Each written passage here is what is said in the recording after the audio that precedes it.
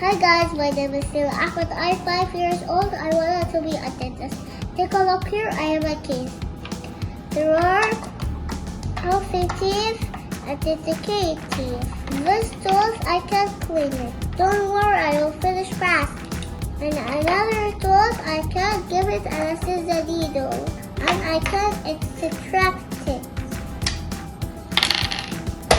After finishing, you should take a medicine. Listen to me, these are my device. You should brush your teeth twice a day. Once in the morning and once before going to sleep.